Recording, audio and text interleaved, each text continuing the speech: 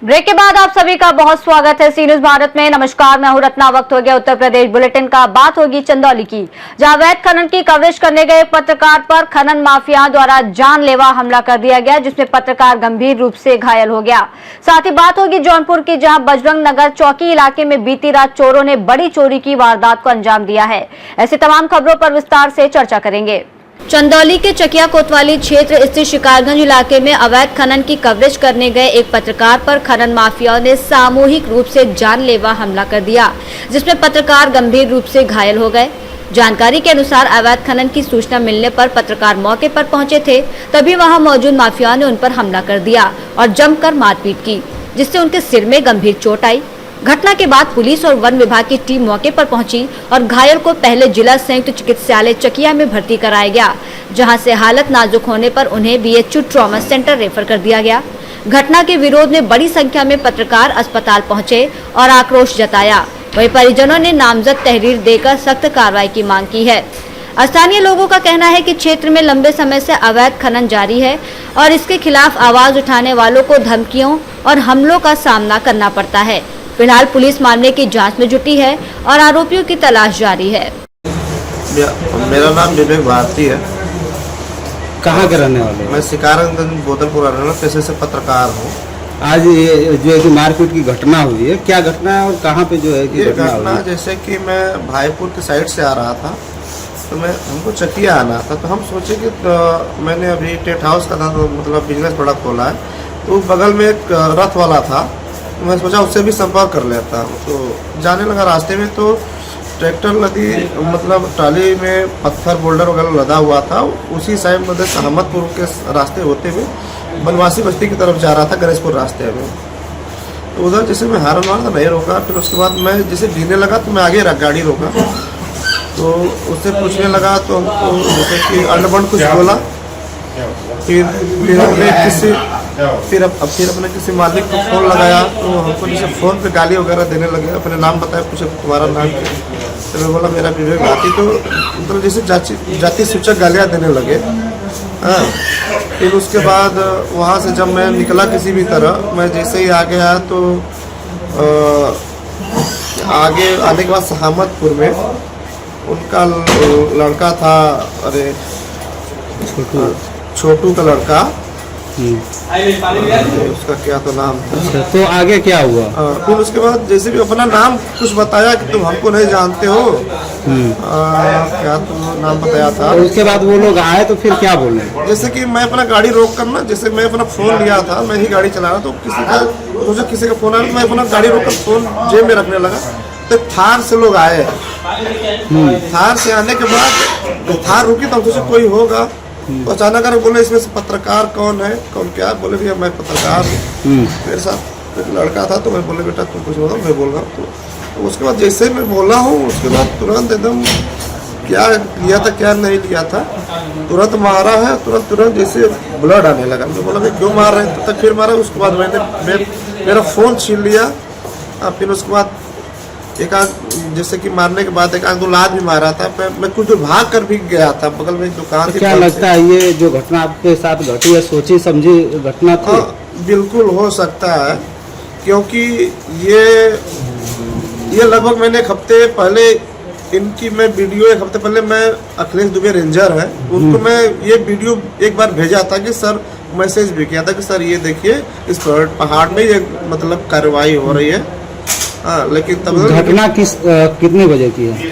घटना लगभग 6 बजे की लगभग। घटना की जानकारी आपने चंद्रप्रभा रेंजर और अखिलेश दुबे जी को भी दिया था। हाँ, और मैं यशो साहब को भी दे दिया था। अच्छा, चकिया कोतवाल साहब को दिया? बिल्कुल दिया था। वो लोग घटना के कितने समय बाद पहुंचे? फोन करने के लगभग 45-40 मिनट के बाद तब तक वो हमको मार चुके थे लोग, ब्लड वगैरह सब निकल चुका।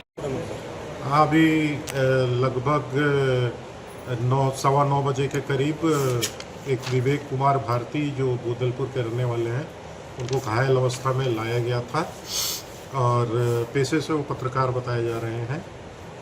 सर में उनके चोट आई थी, सर में सामने माथे पे सूजन भी था और काफ़ी दर्द से करा रहे थे, तो उनका हम लोगों ने प्राथमिक उपचार किया, पर उनको सर में ज़्यादा चोट थी और सूजन भी बढ़ रही थी। इसके लिए आगे के इलाज के लिए ट्रॉमा सेंटर वाराणसी रेफर कर दिया। क्या जानकारी हो पाई सर कि कैसे चोट लगा? अब वो जैसा बता रहे थे कि कुछ लोगों ने अचानक से पीछे से आके हमला कर दिया, सामान वगैरह छीन करके, और किसी भारी वस्तु से सर पे हमला किया। अभी तो यही सूचना है। चकिया चंदौली से सीनू संवाददाता मधुप की रिपोर्ट। जौनपुर जिले के चंदवक थाना क्षेत्र अंतर्गत बजरंग नगर चौकी इलाके में बीती रात चोरों ने बड़ी चोरी की वारदात को अंजाम दिया। चोरों ने महादेव म्यूजिकल डीजे की दुकान को निशाना बनाते हुए लाखों रुपए के सामान पर हाथ साफ कर दिया। बताया जा रहा है कि देर रात अज्ञात चोर दुकान का ताला तोड़कर अंदर घुसे और डीजे से जुड़े महंगे उपकरण, साउंड सिस्टम और अन्य सामान लेकर फरार हो गए। सुबह जब दुकान मालिक मौके पर पहुंचे तो चोरी की घटना का पता चला, जिसके बाद इलाके में हड़कंप मच गया।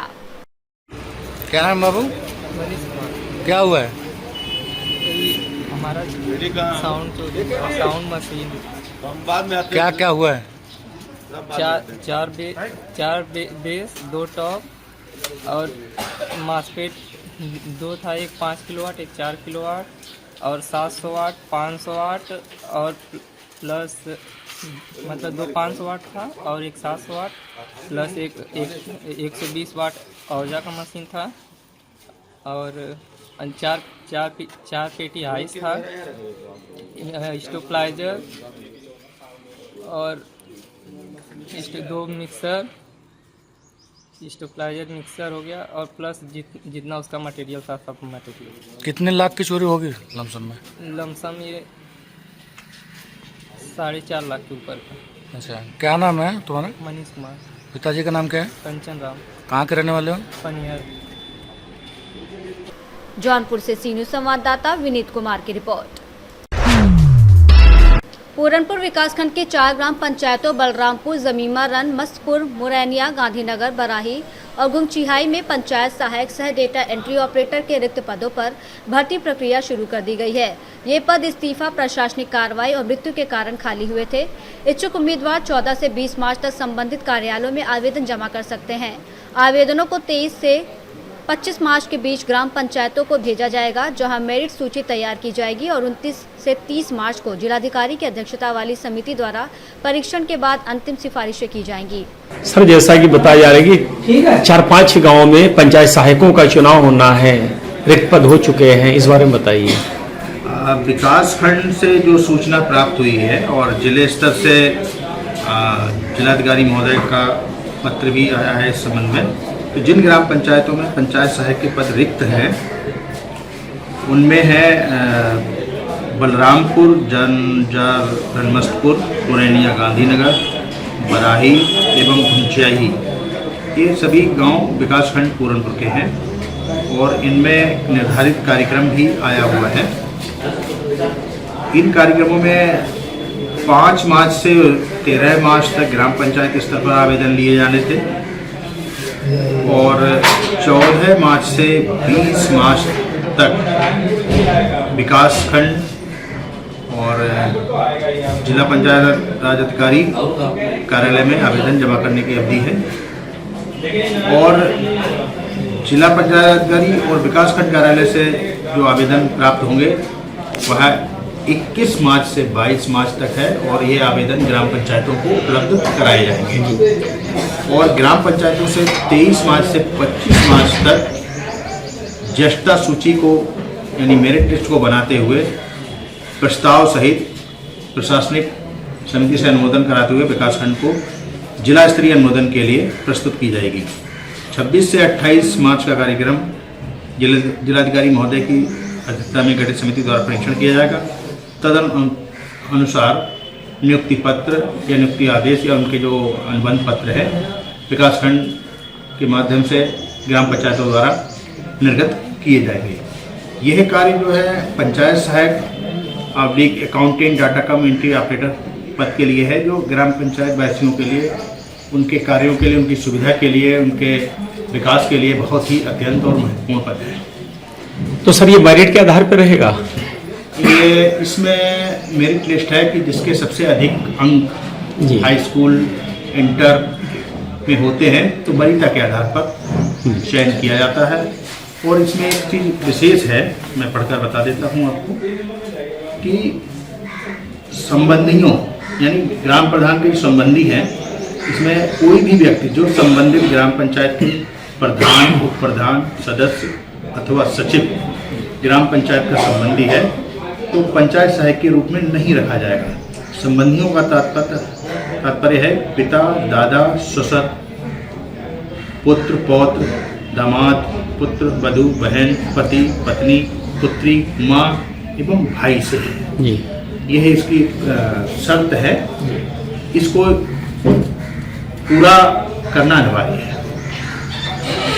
पीलीभीत से सीनू संवाददाता हैदर खान की रिपोर्ट। खबर गाजियाबाद से है, जहां नंदग्राम थाना क्षेत्र में 4 साल की एक बच्ची खेत में घायल अवस्था में पाई गई, जिसे स्थानीय लोग और परिजन अस्पताल ले जा रहे थे, लेकिन इलाज के दौरान उसकी मौत हो गई। घटनास्थल का निरीक्षण उच्च अधिकारियों द्वारा किया गया और एफएसएल और डॉग स्क्वाड टीमों ने साक्ष्य संकलित किए। प्रारंभिक जांच में पता चला कि बच्ची को पड़ोस में रहने वाला 24 वर्षीय गौरव प्रजापति टॉफी दिलाने के बहाने घर से ले गया था, जिसके बाद वो वापस नहीं आई। पुलिस ने आरोपी को हिरासत में लेकर गंभीरता से पूछताछ शुरू कर दी है और परिजनों की तहरीर पर सुसंगत धाराओं में अभियोग दर्ज कर अग्रिम विधिक कार्रवाई की जा रही है। क्या नाम है आपका? सागर कुमार। ये क्या घटना हुई थी रात? रात घटना ये हुई थी कि हम 5:30 बजे के दोपहर में मैं आया था तो बच्ची को मैं चीज़ ला के गया था दुकान से। तो उसके बाद में मैं ड्यूटी चला गया था अपनी, और ड्यूटी जाने के बाद में मैं 8:30 बजे अपनी ड्यूटी से वापस आया तो वहाँ पे जो है अपने घर के आगे भीड़ लगी हुई थी बहुत ज़्यादा। तो मैंने पूछा, मैंने क्या हुआ? वो बोल रहे हैं कि बच्ची गायब हो गई। मैंने कि कौन? उन्होंने कहा परी। मैंने कि भाई कहाँ गई? उन्होंने कहा ये नहीं पता कहाँ गई है। तो उसके करीबन 1 घंटे बाद हमें सूचना मिली कि ऐसा ऐसा बच्ची वहाँ मतलब कहीं पड़ी हुई है। पड़ी हुई क्या मतलब कि जो दुकान है जो अपना गेम वगैरह खिलाती है, वहाँ की हमें सूचना मिली थी कि वहाँ पे बैठी हुई है और पुलिस वाले नहीं आने दे रहे। तो हम फिर दोबारा वहाँ पे पहुँचे, वहाँ जा कर के हमने देखा तो वहाँ जाने के बाद में पता लगा कि लड़की जो है वो कब्रिस्तानों में मिली जी। और बच्ची की कंडीशन बहुत ज़्यादा ख़राब थी, जो बात है। अच्छा, एक आरोपी गिरफ्तार हुआ है, वो कौन है? इस चीज़ को हम कंफर्म नहीं कर सकते कौन है। अच्छा। नाम ने उसकी सूरत देखी है, ना हम उसको नाम। बाकी पुलिस ने गिरफ्तार किया है? हाँ जी, हाँ जी। और पुलिस ने गिरफ्तार करने के बाद में उसको गायब कर दिया गया है हमारे अच्छा। सामने, पब्लिक के सामने नहीं ले गया है। अच्छा, इसके परिवार में कौन कौन रहता है? परिवार में कौन कौन रहता है लड़की के? लड़की के परिवार में 2 भाई हैं छोटे जी। और एक बच्ची थी और उसके पिताजी है। अच्छा, माता? माता नहीं है। अच्छा, परिवार उस वक्त कहाँ था जब बच्ची गायब हुई थी घर से? उनके पिताजी अपना पेंट का काम करते हैं जी। और जो छोटे छोटे भाई हैं उनके, वो अपने घर पे रहते हैं जी। जो खाना बना करके उसको, बच्चे को जो पाल पोस कर उन्होंने बड़ा करा, उसको बड़े भाई ने करा। लगभग उम्र क्या रही होगी बच्ची की? समथिंग ऐसी कोई 2 से 2.5 साल होगी, वैसे 3 साल की समथिंग नहीं होगी। 3 साल की बच्ची नहीं थी वो, साथ में उसने अपराध करा है। तो हमें इतना ही चाहिए कि उस लड़के को या तो सामने ले आओ, वरना फिर उसको फांसी दो। इससे ज़्यादा मैं कुछ नहीं कहना चाहता। कमिश्नरेट गाजियाबाद के अंतर्गत दिनांक 16 मार्च को रात्रि लगभग 9 बजे के आसपास थाना नंदग्राम में एक